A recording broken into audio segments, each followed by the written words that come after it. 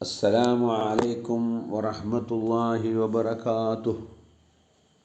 الحمد لله نحمده ونستعينه ونستغفره ونعوذ بالله من شرور أنفسنا ومن سيئات أعمالنا. من يهده الله فلا مضل له ومن يضلل فلا هادي له. وأشهد أن لا إله إلا الله وأشهد أن محمدا عبده ورسوله أرسله بالهدى ودين الحق ليظهره على الدين كله ولو كره المشركون. اللهم صل على محمد وعلى آل محمد كما صليت على إبراهيم وعلى آل إبراهيم.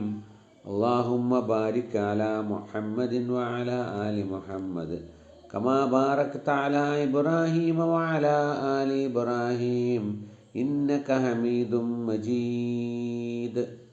أما بعد فإن خير الحديث كتاب الله وخير الهدي هدي محمد صلى الله عليه وسلم وشر الأمور محدثاتها وكل محدثة بدعة وكل بدعة ضلالة.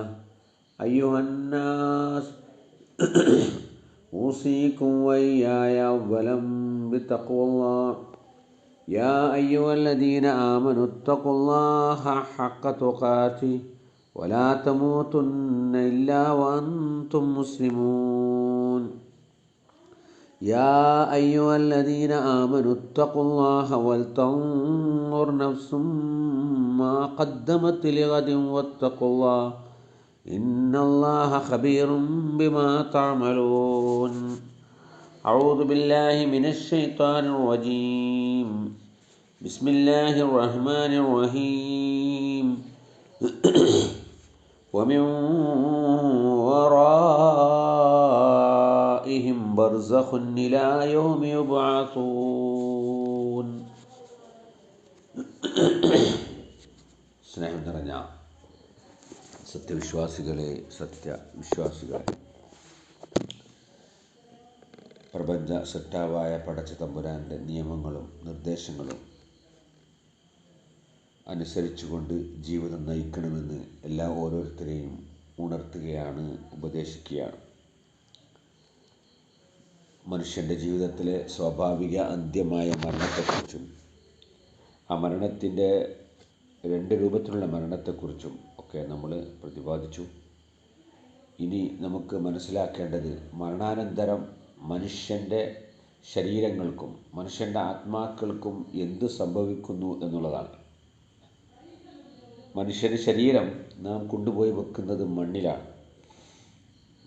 മണ്ണിൽ കൊണ്ടുപോയി വെക്കുന്നത് നമ്മൾ പറയുന്ന പേരാണ് ഖബറടക്കുക എന്നാണ്. ശരിക്കും ആ വാക്ക് അറബിയാണ്. ഖബുറ എന്ന ധാതുവിൽ നിന്നാണ് അതുണ്ടായത്. ഖബുറ യഖ്ബുറു എന്ന് പറഞ്ഞാൽ അതിൻ്റെ അർത്ഥം അഖ്ഫാഹു വ സത്തറഹു വ ദഫനഹു വ വാറാഹു ഫിത്തുറാബ് എന്നാണ്. മണ്ണിൽ മറച്ചു വെക്കുകയും മണ്ണിൽ മറമാടുകയും മണ്ണിൽ മൂടി വെക്കുകയും ചെയ്യുന്നതിനൊക്കെ ആ വാക്ക് ഉപയോഗിക്കും, അല്ലേ? മറമാടപ്പെടുന്ന സ്ഥലത്തിന് നമ്മൾ മക്ബറ എന്നാണ് പറയുന്നത്. ശവശരീരം ചുട്ട് ഭസ്മമാക്കി വെള്ളത്തിൽ ഒഴുക്കിയാലും കാറ്റിൽ പരത്തിയാലും കപ്പലിൽ മരിച്ചിട്ട് സമുദ്രത്തിൽ താഴ്ത്തിയാലും എല്ലാം തന്നെ അവസാനമായിട്ട് അവൻ്റെ ഭൗതിക ജഡാവശിഷ്ടങ്ങൾ വിലയം പ്രാപിക്കുന്നത് ഭൂമിയിലാണ്, ഭൂമിയുടെ അന്തർഭാഗത്താണ്. ഭൂമിയുടെ അന്തർഭാഗം എന്ന വിശാലമായ അർത്ഥവും ഖബർ എന്ന വാക്കിന് അറബിയിലുണ്ട്. ഏതായാലും ഒരു മനുഷ്യനെ സംസ്കരിക്കുന്നതിൽ ഉത്തമമായ മാർഗം അതിനെ ചുട്ടരിക്കലോ അല്ലെങ്കിൽ മറ്റ് രൂപത്തിലോ അല്ല. ശരിക്ക് ഉത്തമമായ മാർഗം മണ്ണിൽ അവനെ സംസ്കരിക്കുക എന്നുള്ളതാണ്. കാരണം മണ്ണാകുന്ന പദാർത്ഥത്തിൽ നിന്നാണ് മനുഷ്യൻ സൃഷ്ടിക്കപ്പെട്ടത്. ആ മണ്ണിലേക്ക് തന്നെ നാം ചെന്നു ചേരുകയും അതിൽ ലയിച്ചു ചേരുകയും ചെയ്യുന്നു. അതാണ് 3 പിടി മണ്ണ് നമ്മൾ ഖബറിൽ വാരിടുമ്പോൾ പറയുന്നത് മിൻഹാ ഖലഖനാകും വഫീഹാ നുഈദുകും വമിന്നാ നുഖ്രിജുകും താറത്തൻ ഉഖ്റ. മിൻഹാ ഖലഖനാകും, ഈ മണ്ണിൽ നിന്നാണ് നിങ്ങളെ നാം സൃഷ്ടിച്ചത് എന്ന് പറഞ്ഞിട്ട് ഒരു പിടി മണ്ണ്. വഫീഹാ നുഈദുകും, ആ മണ്ണിൽ നിന്ന് നിങ്ങളെ നാം ഉയർത്തെഴുന്നേൽപ്പിക്കുന്നതാണ്. വഫീഹാ നുഈദുകും, ആ മണ്ണിലേക്ക് തന്നെ ഇതാ നിങ്ങളെ നാം മടക്കിയിരിക്കുന്നു. വമിൻഹാ നുഖ്രിജുക്കും താറത്തൻ നുഖ്റ, ഇനിയൊരു ഘട്ടത്തിൽ നിങ്ങളെ ഈ മണ്ണിൽ നിന്ന് നാം ഉയർത്തെഴുന്നേൽപ്പിക്കുമെന്നാണ്. അപ്പോൾ മനുഷ്യനെ മണ്ണിൽ മറമാടുകയാണ് ചെയ്യുന്നത്, മണ്ണിലാണ്. ഖബറിൽ മനുഷ്യ ശരീരങ്ങൾക്ക് എന്താണ് സംഭവിക്കുന്നത്? ഖബറിൽ അടക്കം ചെയ്താൽ ക്രമേണ ആ മനുഷ്യൻ്റെ ശരീരം അഴുകി മണ്ണിൽ ചേരുകയാണ്. ശരീരഭാഗങ്ങൾ, ആന്തരിക അവയവങ്ങൾ, കുടൽമാലകൾ എല്ലാം തന്നെ മണ്ണിൽ ലയിച്ചു ചേരുകയാണ്, പുഴുവരിച്ച് നശിക്കുകയാണ്. നാം വളരെയധികം മെഡിക്കൽ ചെക്കപ്പൊക്കെ നടത്തി രോഗമെല്ലാം എന്ന് ഉറപ്പുവരുത്തി ബോഡിയിലെ സ്കിന്നുമുള്ള കറുത്ത പാടുകളൊക്കെ നീക്കം ചെയ്ത് സൗന്ദര്യ വസ്തുക്കൾ ഉപയോഗിച്ചുകൊണ്ട് മോഡൽ വരുത്തിയ നമ്മുടെ ശരീരം, ആ ശരീരം അഴുകി മണ്ണായി പോവുകയാണ്. അഴുകുന്നതാ ഒരു 3 ദിവസം കൊണ്ടും സുഹൃത്തുക്കളെ നമുക്കുള്ള നേത്രം രണ്ടും, നമ്മുടെ 2 കണ്ണുകളും 3 ദിവസം കൊണ്ട് അഴുകിപ്പോകുമെന്നാണ്. ഉടൻ തന്നെ മുഖമിൽ കാണുമേ ഗുഹ 2, നോക്കുന്ന പക്ഷം മണ്ടുമേ ഭയം കൊണ്ട്. കണ്ണ് നശിച്ചു കഴിഞ്ഞാൽ പിന്നെ അവിടെ 2 ദ്വാരങ്ങളാണ് ഉണ്ടാകുക. അങ്ങനെ കാണുമ്പോൾ മനുഷ്യനെ അങ്ങനെ ആ രൂപത്തിൽ കാണുമ്പോൾ ആരും പേടിച്ചു പോകുമെന്നാണ്.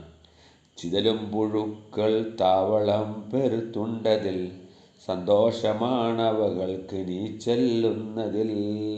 അവർക്ക് ഇങ്ങനെയുള്ളൊരു ബോഡി കിട്ടുക എന്ന് പറഞ്ഞാൽ ചിതലുകൾക്കും പുഴുക്കൾക്കും ഭയങ്കരമായ സന്തോഷം, അവർക്കുള്ള ആഹാരമാണ്, ഭക്ഷണമാണത്.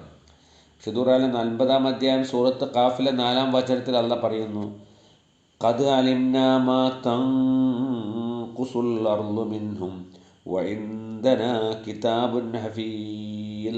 ഒരു ഭൗതിക ജഡം ഭൂമിയിൽ കൊണ്ടുപോയി വെച്ചാൽ ഖദ് അലിംനാ, നമുക്കറിയാം, മാ തൻഖുസുൽ അർളു മിൻഹും, ഭൂമി അതിൽ നിന്നും തിന്ന് നശിപ്പിക്കുന്നത് എന്തൊക്കെയാണ്, ബാക്കി എന്താണ് ഉണ്ടാവുക.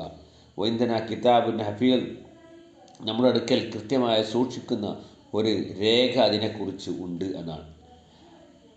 അപ്പോൾ ആ വിവരങ്ങളൊക്കെ പടച്ച തമ്പുരാൻ്റെ അടുക്കൽ ഉണ്ട്. ഇതിനെ വിശദീകരിച്ചുകൊണ്ട് ഇമാം ഇബ്നു കസീർ പറയുന്നു, വലാ യഖ്ഫ അലൈന ഐന തഫറഖത്തിൽ അബ്ദാൻ, എവിടെയാണ് ശരീരാവശിഷ്ടങ്ങൾ ചിന്നിച്ചിതറിപ്പോയത്, അത് ഭസ്മമാക്കി കരലൊഴുക്കിയാലും അതെവിടെയാണ് പോയത് നമുക്കറിയാം. വൈന ദഹബത്ത്, അതെങ്ങോട്ട് പോയി, വൈല ഐന സാറത്ത്, അതെന്തായി തീർന്നു എന്നാണ്. ഇതിനൊക്കെ വിശദമായി പ്രതിപാദിക്കുന്ന ഒരു രേഖ അള്ളാഹുവിൻ്റെ അടുക്കൽ ഉണ്ട് എന്നാണ്. അപ്പോൾ മനുഷ്യ ശരീരത്തിൻ്റെ അവസ്ഥ ഇങ്ങനെയാണ്. ഇനിയുള്ളത് മനുഷ്യൻ്റെ ആത്മാവ്. മനുഷ്യൻ്റെ ആത്മാവിന് എന്ത് സംഭവിക്കുന്നു? മനുഷ്യൻ്റെ ആത്മാവ് ആത്മപ്രധാനമായ ബർസഖ് ലോകത്തിലേക്കാണ് പ്രവേശിക്കുന്നത്.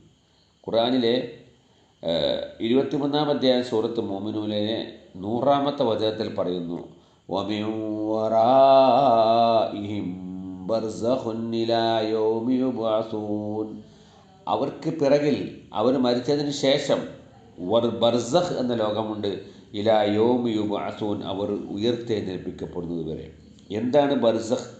ബർസഖ് എന്ന് അറബിക് ഭാഷയിൽ പറഞ്ഞാൽ അൽ ഫാസിലു ബൈന ഷൈഇൻ വൽ ഹാജിസു ബൈനഹുമാ, 2 വസ്തുക്കൾക്കിടയിലുള്ള മറ, കർട്ടൻ, യവനിക എന്നൊക്കെയാണ് അർത്ഥം. ഈ അർത്ഥത്തിൽ ഖുർആനിൽ അത് ഉപയോഗിച്ചിട്ടുണ്ട്. സൂറത്തുർ റഹ്മാനിൽ കാണാം 2 ജലാശയങ്ങളെക്കുറിച്ച് പറഞ്ഞിട്ട് ബൈനഹുമാ ബർസഖുൻ, അത് 2ൻ്റെയും ഇടയിൽ ഒരു മറയുണ്ട്, ലാ യബ്ഗിയാൻ, അത് പരസ്പരം കൂടിച്ചേരുകയില്ല എന്ന് പറഞ്ഞു. ഇസ്ലാമിൻ്റെ സാങ്കേതിക ഭാഷയിൽ ബർസഖ് എന്ന് പറയുമ്പോൾ അൽ മർഹലത്തുല്ലത്തി തഫ്സിലു ബൈനൽ ഹയാത്തി ദുനിയ വൽ ആഖിറ, ഭൗതിക ലോകത്തിലെയും പരലോകത്തിൻ്റെയും ഇടയിൽ വേർതിരിക്കുന്ന ഒരു ഘട്ടമാണ് ജീവിതത്തിൻ്റെ എന്നാണ്. ഇബ്നു കസീർ ഇത് ആയത്തിന് തഫ്സീർ പറഞ്ഞുകൊണ്ട് പറയുന്നു, അൽ ബർസഖു മാ ബൈന ദുനിയ വൽ ആഖിറ ലൈസു മാ അഹ്ലി ദുനിയ യഅ്കുലൂൻ വയശ്റബൂൻ, ദുനിയാവിൻ്റെയും ആഖിറത്തിൻ്റെയും ഇടയിലുള്ള ഒരു ഘട്ടത്തിനാണ് ബർസഖ് എന്ന് പറയുന്നത്. അവർ ദുനിയാവിലല്ല, ദുനിയാവിൽ ആളുകളുടെ കൂടെ തിന്നുകയും കുടിക്കുകയും ചെയ്യുന്നില്ല. വലാ മാ അഹ്ലിൽ ആഖിറ യുജാസുന അമാലും, ആഖിറത്തിൻ്റെ ആളുകളുടെ കൂട്ടത്തിൽ അവൾ ഉൾപ്പെട്ടിട്ടില്ല, അവരുടെ പ്രവർത്തനങ്ങൾക്ക് പ്രതിഫലം ലഭിക്കുന്ന അവസ്ഥയിലേക്ക് എത്തിയിട്ടില്ല. കാരണം മാഷർ നിലവിൽ വന്നിട്ടില്ല എന്ന്. മഹാനായ 3-ാം ഖലീഫ ഉസ്മാൻ ബിൻ അഫ്ഫാൻ റളിയല്ലാഹു അൻഹു ഖബർ കണ്ടാൽ അദ്ദേഹം കരയുമായിരുന്നു എന്നാണ്. അദ്ദേഹത്തെ ചോദിച്ചു, നിങ്ങളെന്താണ് ഖബർ കണ്ടാൽ ഇങ്ങനെ കരയാൻ കാരണം? അദ്ദേഹം പറഞ്ഞ മറുപടി, ഇന്നൽ ഖബറ അവ്വലു മനാസിലിൽ ആഖിറ, പരലോകത്തിൻ്റെ ആദ്യ ഘട്ടമാണ് ഖബർ, മനുഷ്യൻ ഒറ്റപ്പെടുന്ന ഇടമാണ് ഖബർ.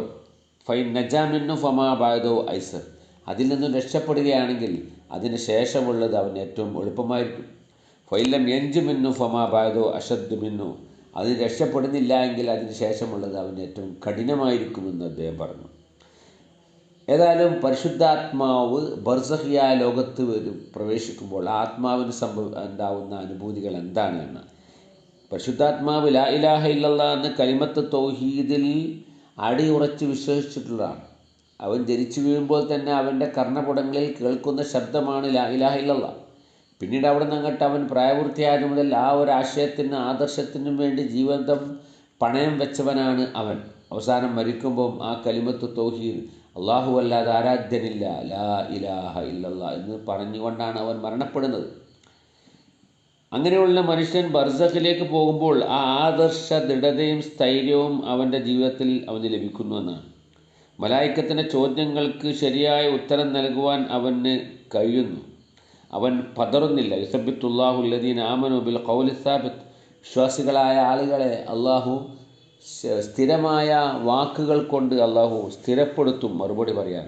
ഫിൽ ഹയാത്തി ദുന്യ ഫിൽ ആഖിറ, ദുന്യാവിലെ ലോകത്തും പരലോകത്തും അവർക്ക് സ്ഥിരത ലഭിക്കും എന്നാണ്.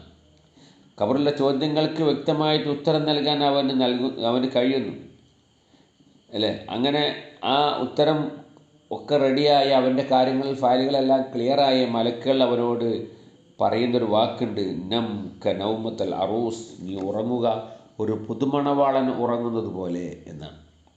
അപ്പോൾ ഒരു പുതുമണവാളൻ എത്ര സംതൃപ്തിയോടാണോ തൻ്റെ ഭാര്യയോടൊത്ത് ഉറങ്ങുന്നത്, അതേപോലെ തൻ്റെ സൽക്കർമ്മങ്ങളാകുന്ന അമലുകളോടൊത്ത് അതിൻ്റെ കൂടെ നീ ഈ ബർസഖിയായ ലോകത്ത് ജീവിച്ചു കൊള്ളുക എന്നാണ്. ഇവിടെ പണ്ഡിതന്മാർക്കതിലെ അഭിപ്രായവ്യാസമുള്ളൊരു വിഷയമാണ് എന്ത്, ഈ ഖബറിലെ ചോദ്യം ചെയ്യൽ ഫസ്റ്റ് അങ്ങനെ കൊണ്ടുപോയി വെക്കുമ്പോൾ മാത്രമേ ഉള്ളൂ, അല്ലെങ്കിൽ അതിന് ശേഷം തുടർച്ചയായിട്ട് ചോദ്യം ചെയ്യുന്നുണ്ടോ എന്നാണ്. മിക്കവാറും ഭൂരിപക്ഷം പണ്ഡിതന്മാരും പറയുന്നത് ഇത് കൊണ്ടുപോയി വെക്കുമ്പോൾ ഫസ്റ്റ് ഘട്ടത്തിലാണ് ഉള്ളത് എന്നാണ് ചോദ്യം ചെയ്യൽ. എന്നിട്ട് അവനോട് നം ക നൗമത്തൽ അറൂസ്, ഒരു പുതുമണവാളൻ്റെ ഉറക്കം ഉറങ്ങിക്കൊള്ളുക എന്ന് പറഞ്ഞുകൊണ്ട് ഉയർത്തെഴുന്നേൽപ്പ് വരെ അവന് ആ അനുഭൂതി, ആ അനുഗ്രഹം ലഭിച്ചുകൊണ്ട് അവനവിടെ സന്തോഷത്തോടെ അവന് അവിടെ ജീവിക്കാൻ കഴിയും. ഇതിൽ തന്നെ രക്തസാക്ഷികളുടെയൊക്കെ ആത്മാക്കൾ അവർ സ്വർഗത്തിലേക്ക് പ്രവേശിക്കുന്നുണ്ട്. അവരുടെ ആത്മാക്കൾ അള്ളാഹു ഭൗതിക ശരീരം അവരത് റീപ്രൊഡക്റ്റ് ചെയ്തിട്ടില്ല. അതുകൊണ്ട് അതുവരെ ഒരു പക്ഷിയുടെ ശരീരത്തിൽ അവർ അത് പാറിക്കൊണ്ട് സ്വർഗത്തിൽ പ്രവേശിപ്പിക്കുമെന്ന് ഖുർആനും ഹദീസും കാണാം. സൂറത്ത് 3-ാം അധ്യായം ആലി ഇംറാനിലെ 169-ാം അധ്യായത്തിൽ കാണാം, വലാ തഹ്സബന്നല്ലദീന ഖുതിലൂ ഫീ സബീലില്ലാഹി അംവാതാ ബൽ അഹ്യാഉം ഇൻദ റബ്ബിഹിം യുർസഖൂൻ. വലാ തഹ്സബന്ന, നീ വിചാരിക്കരുത്, അല്ലദീന ഖുതിലൂ ഫീ സബീലില്ലാഹ്, അള്ളാഹുവിൻ്റെ ദീനിൻ്റെ മാർഗത്തിൽ യുദ്ധം ചെയ്ത് മരണപ്പെട്ട ആളുകൾ, കൊല്ലപ്പെട്ട ആളുകൾ അംവാത്തൻ, മരിച്ചു പോയവരാണെന്ന് വിചാരിക്കേണ്ട. ബൽ അഹ്യാഹും ഇൻദ റബ്ബിഹിം, അള്ളാഹുവിൻ്റെ അടുക്കൽ അവർ ജീവിച്ചിരിപ്പുണ്ട്. അവിടെ ആത്മാക്കൾ പക്ഷിയുടെ ശരീരങ്ങളിലായിട്ട് സ്വർഗത്തിൽ പാറിക്കളിക്കുന്നുണ്ട്. യുർസഖൂൻ, അവർക്ക് ഭക്ഷണം നൽകുന്നുണ്ട്. ഇതിന് ഉപോത്ബലകമായി ഇമാം അഹമ്മദിൻ്റെ ഒരു ഹദീസ് കാണാം, നിസ്മത്തുൽ മുഅ്മിൻ, വിശ്വാസിയുടെ ആത്മാവ് തായറിൻ്റെ ഒരു പക്ഷിയുടെ രൂപത്തിൽ യുഅല്ലിഖു ഫീ ശജറത്തിൻ ജന്ന, സ്വർഗീയ വൃക്ഷങ്ങളിൽ അത് പാറിക്കളിക്കുന്നു.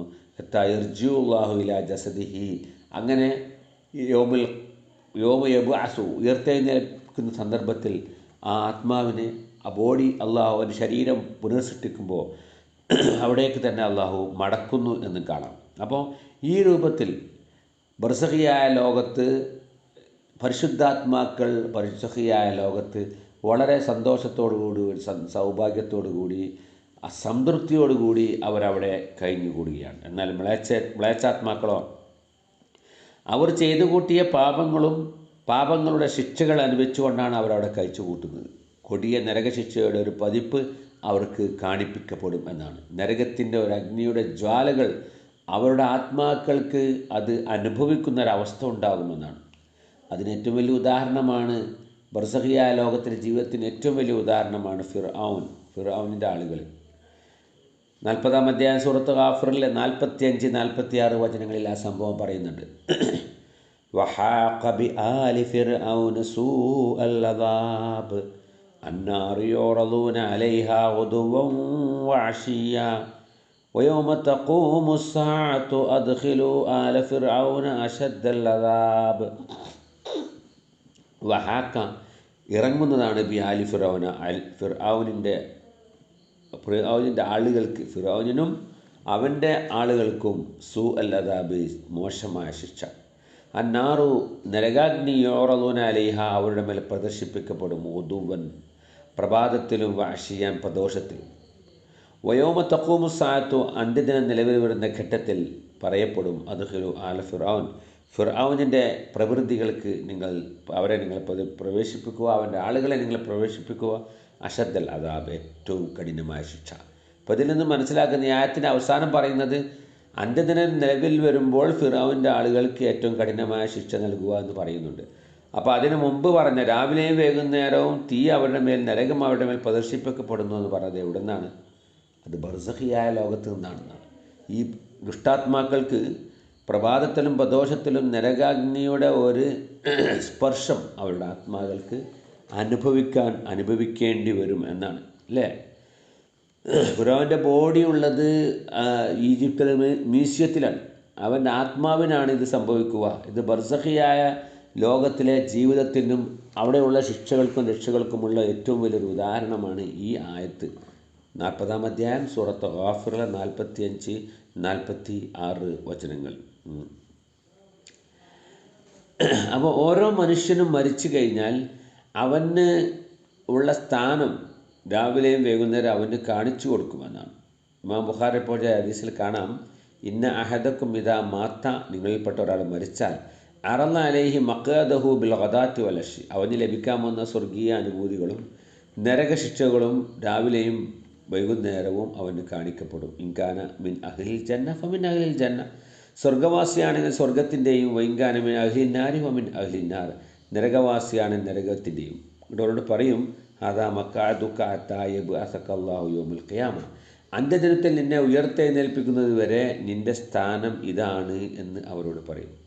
എന്നാൽ ചില ആളുകൾക്ക് ഇത് ഉൾക്കൊള്ളാൻ കഴിയുന്നില്ല. അവർ പറയുന്നു, വലിയ ശിക്ഷ വരുന്നതിന് മുമ്പ് വേറൊരു ശിക്ഷയോ, അല്ലേ? ഖബർ തുറന്നു നോക്കിയാൽ ഒന്നും കാണുന്നില്ലല്ലോ, യഥാർത്ഥ ശിക്ഷയ്ക്ക് മുമ്പ് മറ്റൊരു ശിക്ഷയോ എന്നൊക്കെ പറഞ്ഞ് പരിഹസിക്കുകയാണ്. സത്യത്തിൽ മരണത്തോടുകൂടി അദൃശ്യമായ ഒരു ലോകത്തിലേക്കാണ് ഈ ആത്മാക്കൾ പ്രവേശിക്കുന്നത്. ആത്മാവ് എന്ന് പറഞ്ഞാൽ തന്നെ നിർവചിക്കപ്പെട്ടിട്ടില്ല ഇന്ന്. വൈസലൂനൊക്കെ അനി റോഹ്, ആത്മാവിനെ കുറിച്ച് അവർ എന്നോട് ചോദിക്കുന്നു. കൊൽ പറഞ്ഞേക്കുക, അർ റോഹ് മിൻ അംരി റബ്ബി, ആത്മാവിനെ കുറിച്ചുള്ള അറിവ് എൻ്റെ രക്ഷിതാവിൻ്റെ അടുക്കലാണ്. വമാ ഊത്തീത്തും മിനൽ ഇൽമി ഇല്ലാ ഖലീല, അറിവിൽ നിന്ന് വളരെ കുറച്ചു മാത്രമേ നിങ്ങൾക്ക് ലഭിച്ചിട്ടുള്ളൂ എന്നാണ്. അപ്പോൾ ഈ ആത്മീയ ലോകത്ത് പ്രവേശിക്കുമ്പോൾ ആത്മാക്കൾക്കുണ്ടാകുന്ന അനുഭൂതികൾ അദൃശ്യ ലോകത്ത് വെച്ച് നടക്കുന്നതാണ്, അല്ലേ? ഈ രക്ഷാശിക്ഷകളുടെ സ്വഭാവത്തെക്കുറിച്ച്, ഈ ആത്മീയ ലോകത്ത് ലഭിക്കുന്ന രക്ഷാശിക്ഷകളുടെ സ്വഭാവത്തെക്കുറിച്ച് പണ്ഡിതന്മാർക്കിടയിൽ അഭിപ്രായ വ്യത്യാസമുണ്ട്. ശരീരവും ആത്മാവും രണ്ടും കൂടിയാണ് ഇത് അനുഭവിക്കുന്നതെന്ന് അഹ്ലുസുന്നയുടെ പ്രധാനപ്പെട്ട പണ്ഡിതന്മാർ പറയുന്നു. ഇമാം ഗസാലിയെ പോലുള്ള ആളുകൾ പറയുന്നു, ഈ ബർസഖിയായ ലോകത്തിലെ ശിക്ഷകളും രക്ഷകളും ഒക്കെ ആത്മപ്രധാനം മാത്രമാണ്, റോഹിന് മാത്രമാണ് ഉണ്ടാകുന്നത് എന്നാണ്. ഏതായാലും ശരീരത്തിൽ നിന്നും വേർപെട്ട ആത്മാക്കൾക്ക് ഇത്തരം അനുഭൂതികൾ ഉണ്ടാവും എന്ന് നമുക്ക് ഭൗതിക ലോകത്തു നിന്നുള്ള അനുഭവമാണ്. രണ്ടാളും ഉറങ്ങിക്കിടക്കുകയാണ്. അതിലൊരാൾ ഉറക്കത്തിൽ, ഖുർആൻ തന്നെ പറയുന്നുണ്ട്, ഉറക്കത്തിൽ ഒരു വേള നമ്മളെ ബോധമണ്ഡലമാകുന്ന ആത്മാവ് നമ്മളിൽ നിന്നും, ശരീരത്തിൽ നിന്നും നഷ്ടപ്പെടുന്നുണ്ട് എന്നാണ്.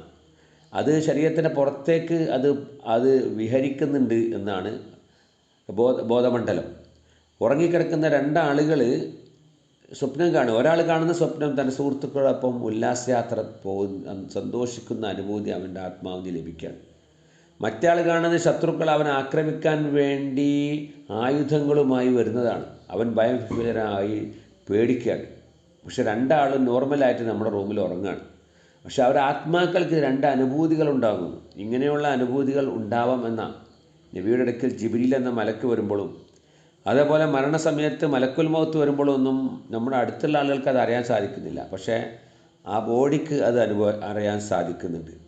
അതുകൊണ്ട് ഈ ആത്മാവ്, ഈ റൂഹ് നമ്മൾ കാണുന്നില്ല എന്ന് വെച്ച് കാണാത്തതൊന്നും ഇല്ല എന്ന നിലപാട് സ്വീകരിക്കുന്നത് ശരിയല്ല. ഇതെല്ലാം നമ്മൾക്ക് കാണുന്നില്ല, അദൃശ്യ ലോകത്താണ് ഇതുള്ളത്. അപ്പോൾ അങ്ങനെയുള്ള കാര്യങ്ങൾ, അതിനെക്കുറിച്ചുള്ള അറിവ് നമുക്ക് പ്രവാചകന്മാർ പറഞ്ഞു തരുന്ന അറിവ് അതിനെക്കുറിച്ചുള്ളൂ. അതിനാണ് വിശ്വാസം, അതാണ് വിശ്വാസം ആവശ്യമുള്ളത്. കാണാത്തതിലാണല്ലോ നമുക്ക് വിശ്വസിക്കേണ്ടത്, കാണുന്നതിൽ വിശ്വസിക്കേണ്ട ആവശ്യമില്ല. ഇത് യഥാർത്ഥമായി സംഭവിക്കുന്നത് കൊണ്ടാണ് ഒരു ദിവസം 17 നേരം ഫർള് നമസ്കാരത്തിൽ നമ്മൾ അത്തഹിയാത്തിൽ, തശഹുദിൽ ഇതിനെക്കുറിച്ച് അള്ളാഹുവിൻ്റെ രക്ഷ ചോദിക്കണം, രക്ഷ തേടണമെന്ന് അള്ളാഹു നമ്മെ പഠിപ്പിച്ചു തരുന്നത്. അള്ളാഹു മിന്നി അഊദു ബിക മിൻ അദാബിൽ ഖബർ, ഖബറിലെ ശിക്ഷ, ബർസഖിയായ ലോകത്തെ ശിക്ഷകളിൽ നിന്നും അള്ളാഹു എന്നോട് ഞാൻ രക്ഷ ചോദിക്കുന്നു എന്ന് പ്രാർത്ഥിക്കാൻ പറഞ്ഞത് ഇത് സംഭവിക്കും, ഉണ്ടാവും എന്നതിനാലാണ്. അതുകൊണ്ട് നമ്മൾ ഈ ഒരു സംഭവത്തെക്കുറിച്ച്, ഈ ബർസഖിയായ ജീവിതത്തെക്കുറിച്ച് നിഷേധിച്ചുകൊണ്ട് കാര്യമില്ല. നമ്മളുടെ നമ്മളുടെ അറിവിൽപ്പെട്ടതല്ല, അത് അറിവിനപ്പുറമാണ്. അതുകൊണ്ട് അതിനെക്കുറിച്ച് ഖുർആൻ പറഞ്ഞു തരുന്ന, പ്രവാചകൻ പറഞ്ഞു തരുന്ന അദൃശ്യ ലോകത്തിൽ നിന്ന് അള്ളാഹു ഇറക്കിത്തന്ന അറിവുകൾ മാത്രമേ ഉള്ളൂ. അതുകൊണ്ട് ബുദ്ധിയുള്ള മനുഷ്യൻ ഇങ്ങനൊരു കാര്യം വരാൻ പോകുന്നുണ്ട് എന്ന് പറയുമ്പോൾ അതിനെക്കുറിച്ചുള്ള ഒരു അവയർനെസ് അവൻ എപ്പോഴും ഉണ്ടായിരിക്കുന്നത് നല്ലതാണ്. അത് സംഭവിച്ചാൽ എന്താവും, ഇനി ഇല്ലെങ്കിൽ നമുക്കൊന്നും നഷ്ടപ്പെടാനില്ല, ഉണ്ടെങ്കിൽ വലുതാണ് നമുക്ക് നഷ്ടപ്പെടാനുള്ളത്. അതുകൊണ്ട് മനുഷ്യൻ ഒറ്റപ്പെടുന്ന ഖബറിലെ ബർസഖി ജീവിതത്തിന് വേണ്ടി നമ്മൾ തയ്യാറെടുക്കുക. അതിലെ ശിക്ഷയിൽ നിന്ന് രക്ഷപ്പെടാനുള്ള മാർഗങ്ങൾ എന്താണ് എന്ന് നമ്മൾ ആരായുക. നമുക്ക് മരണശേഷം ലഭിക്കുന്നത് 3 കാര്യങ്ങളാണ്. ഒന്ന്, നമ്മൾ പഠിപ്പിച്ചു കൊടുത്ത ഒരു അറിവ് ഉപയോഗിച്ച് ആരെങ്കിലും നന്നായി കഴിഞ്ഞാൽ അതിനൊരു വിഹിതം പഠിപ്പിച്ചു കൊടുത്ത ആൾക്കുണ്ടാവും. അതേമാതിരി നമ്മൾ ജീവിച്ചിരിക്കുന്ന കാലത്ത് ചെയ്തു വെച്ചതും നമ്മുടെ മരണശേഷം അനുഭവം എടുത്തുകൊണ്ടിരിക്കുന്നതും അനുസ്യൂതം അതിൻ്റെ അനുഭവം എടുത്തുകൊണ്ടിരിക്കുന്നതുമായ സദഖത്തുൻ ജാരിയ ധർമ്മങ്ങൾ. 3, നമുക്ക് വേണ്ടി പ്രാർത്ഥിക്കുന്ന നമ്മുടെ മക്കൾ. ഇത് 3 ലഭിക്കുക. അപ്പോൾ ഇതൊക്കെ ഭൗതിക ലോകത്ത് ജീവിക്കുമ്പോൾ ഉണ്ടാക്കി വെക്കാൻ നമ്മൾ പരമാവധി പരിശ്രമിക്കുക, അതേ നമുക്കുണ്ടാവുകയുള്ളൂ. ബാക്കിയുള്ളതെല്ലാം നമ്മുടെ സ്വത്തല്ല, മറ്റുള്ളവരുടെ സ്വത്താണ്, മക്കളെ സ്വത്താണ്. അവരത് ഓരി വെച്ച് കൊണ്ടുപോകും നിങ്ങൾ മരിച്ച ഉടനെ തന്നെ. നമ്മളെ സ്വത്ത് കാരണം എന്ന് പറഞ്ഞാൽ ഈ 3 അത് ഉണ്ടാക്കാൻ നമ്മൾ ശ്രമിക്കുക. അള്ളാഹു നമ്മളെ എല്ലാം തന്നെ ബർസഖി ശിക്ഷയിൽ നിന്നും ഖബറിലെ ശിക്ഷയിൽ നിന്നും കാത്ത് രക്ഷിക്കുമാറാവട്ടെ. നമ്മളിൽ നിന്നും രോഗങ്ങൾ കൊണ്ട് വിഷമിക്കുന്ന ആളുകൾക്ക് അള്ളാഹു ശിഫയും ആഫിയത്തും നൽകുമാറാവട്ടെ. മരണപ്പെട്ടു പോയവർക്ക് അള്ളാഹു മഗ്ഫിറത്തും മർഹമത്തും നൽകുമാറാവട്ടെ. അള്ളാഹു മഗ്ഫിർ മുഅ്മിനീന വൽ മുഅ്മിനാത്ത് വൽ മുസ്ലിമീന വൽ മുസ്ലിമാത്ത് അൽഅഹ്യാഇ മിൻഹും വൽ അംവാത്ത് إنك مجيب الدعوات يا قاضي الحاجات اللهم أعز الإسلام والمسلمين وأذل الشرك والمشركين اللهم أجرنا من النار اللهم أجرنا من النار اللهم أجرنا من النار ربنا اغفر لنا ولإخواننا الذين سبقونا بالإيمان ولا تجعل في قلوبنا غلا للذين آمنوا ربنا إنك رؤوف رحيم ولذكر الله أكبر والله يعلم ما تصنعون.